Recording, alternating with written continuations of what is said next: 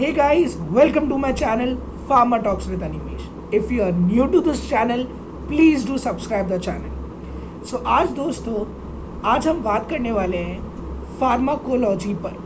जी हाँ, फार्माकोलॉजी जो फार्मेसी के अंदर एक सब्जेक्ट है और बहुत ही इम्पॉर्टेंट सब्जेक्ट है। तो आज हम उस पर बात करने वाले हैं, जैसे कि मैंने पिछले वीडियो में फार्मास्यूटिक्स पर चर्चा की थी, जिसका वीडियो का लिंक मैं आपको नीचे दे दूंगा, आप उसको जाके देख सकते हैं। आज हम बात करेंगे पर फार्माकोलॉजी के बारे में। वीडियो शुरू होने से पहले मैं अपने व्यूअर्स को ये कहना चाहूँगा कि कुछ व्यूअर्स होते हैं जो पूरा व्यू तो कर लेते हैं बट सब्सक्राइब करना भूल जाते हैं। आई होप अगर आप सब्सक्राइब कर देंगे तो हम जैसे छोटे यूट्यूबर को भी मोटिवेशन मिलेगी एंड एंटायरली हम अपना वीडियो और ज़्यादा ला पाएंगे।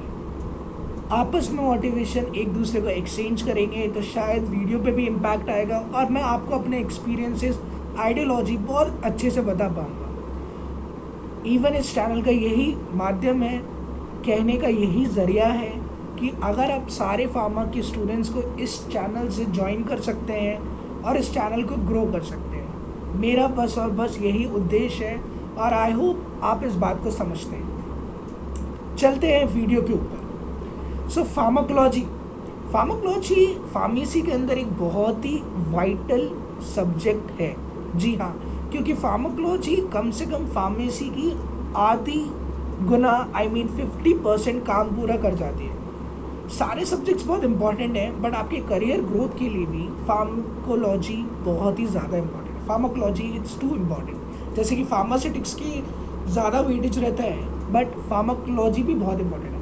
इवन आप ये सोचें कि जो आपके मेडिकल के स्टूडेंट्स हैं वो भी केडी त्रिपाठी बुक पढ़ते हैं, उनमें ये सब्जेक्ट है। तो आप समझ लीजिए आप फार्मेसी में हो गया, आपके लिए फार्माकोलॉजी कितना इम्पोर्टेंट है और आपको कितना आना चाहिए। क्योंकि देखिए मैं यहाँ पे कंपैरिजन नहीं कर रहा, मेडिकल अलग लाइन है, फार्मा अलग लाइन है, दोनों अलग है, पर कहीं ना कहीं वो इंटर रिलेटेड है, इंटर कनेक्टेड है। अगर वो फार्माकोलॉजी पढ़ते हैं तो आप समझिए कि आपको कितनी नॉलेज होगी फार्माकोलॉजी के बारे में। क्योंकि ड्रग्स हैं एंड ड्रग्स कौन बनाता है, मैं एंटायरली हर वीडियो में यही कहता हूँ कि आप अपने आप को कम मत समझिए। डॉक्टर अगर प्रेस्क्रिप्शन लिख के दे रहा है तो ही इज़ डिमांडिंग कि आप ये ड्रग लीजिए, पर वो ड्रग बनाएगा कौन? That's you, pharmacist. आप ही इंडस्ट्री में जाएंगे, उस ड्रग का फॉर्मुलेशन बनाएंगे और उस ड्रग को मार्केट पे लेकर आएंगे। तो आप समझ लीजिए कि आपके लिए फार्माकोलॉजी, फार्मास्यूटिक्स, ये सारे सब्जेक्ट्स कितने इम्पोर्टेंट हैं। फार्माकोलॉजी पर आते हुए मैं आपको ये बताता हूँ कि जो फार्माकोलॉजी है वो बेसिकली ये बताता है कि जब कोई ड्रग आपकी बॉडी के अंदर जाता है तो वो कैसा रिएक्ट करता है, आपकी बॉडी पे कैसा रिएक्शन देता है और आपकी बॉडी ड्रग से रिलेटेड के फॉर्म में किस तरीके से रिएक्ट करती है, क्या इफेक्ट देती है। अगर आप फार्मेसी के अंदर अभी हैं तो आप ये जान सकते हैं कि ये दोनों टर्म फार्माकोकाइनेटिक्स और फार्माकोडायनामिक्स से रिलेटेड है। What does body does to the drug, what drug does to the body.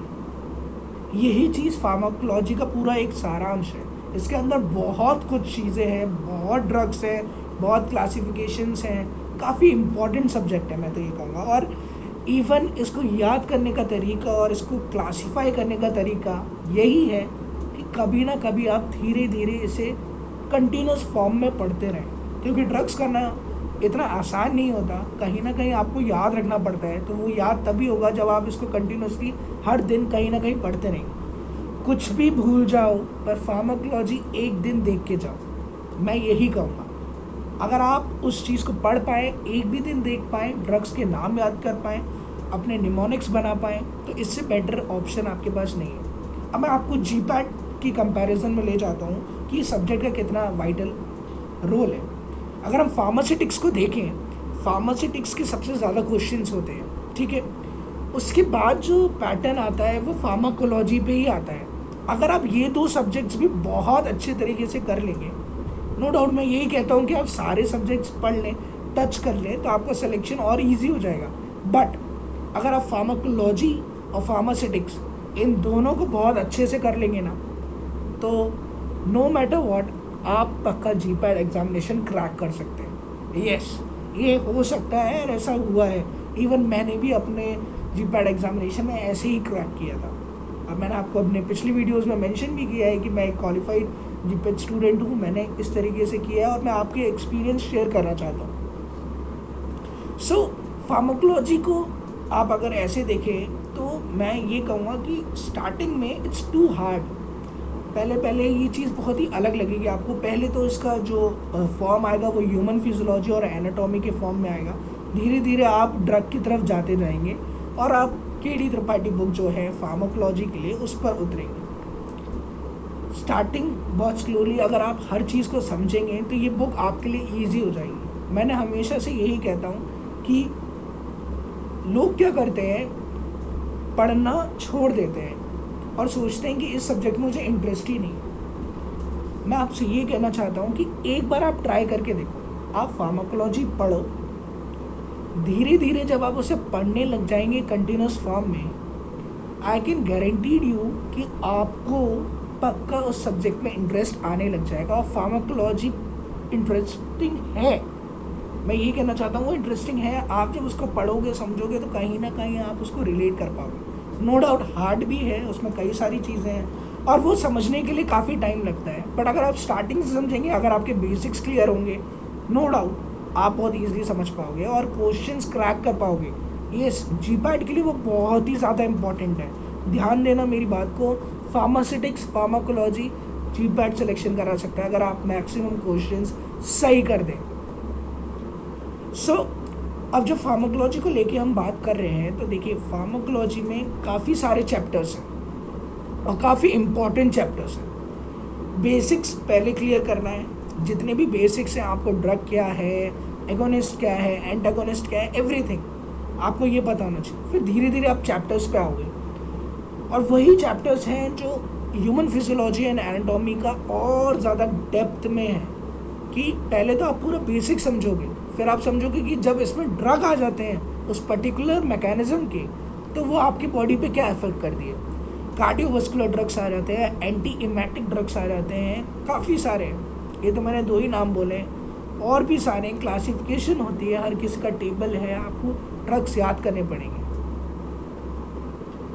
ये इजी है अगर आप इसको कंटिन्यूस फॉर्म में एक बार टच करते चलेंगे, और ये बहुत ही इंपॉर्टेंट है जीपैट के लिए, बिल्कुल बिल्कुल इम्पॉर्टेंट है।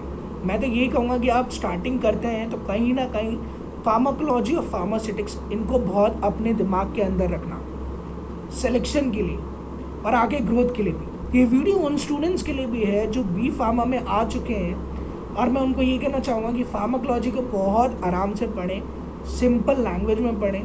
कहीं ना कहीं कोई दिक्कत हो तो कमेंट सेक्शन पे क्वेश्चंस लिखें, या क्या दिक्कत आ रही है वो आप लिख सकते हैं। एंड जब आप इस चीज़ को इनिशियली पढ़ रहे होगे तो आप ईज में पढ़ें, आराम से पढ़ें, ये टाइम बुक पढ़ने का है।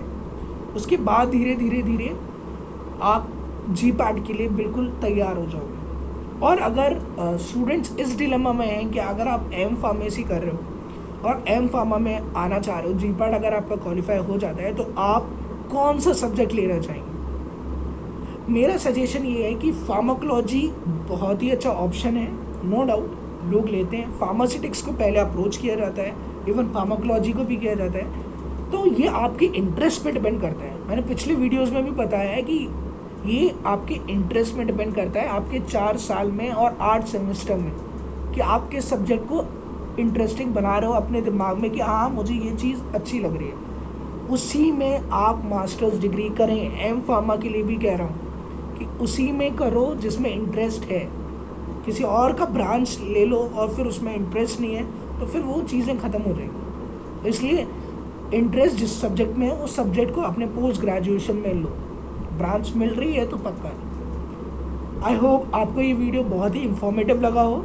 If you like this video please do subscribe to channel, like share comment और क्लिक नोटिफिकेशन बेल की अपडेट आती रहेगी। आई होप आपको अच्छा लग रहा हो, आपको फार्मेसी के बारे में थोड़ा और जानने को मिला हो, और मैं नेक्स्ट वीडियो में और सब्जेक्ट्स के बारे में बताता रहूँगा और कहीं ना कहीं हम फार्मा के अपडेट्स को लेके बातचीत करते रहेंगे। Bye bye guys.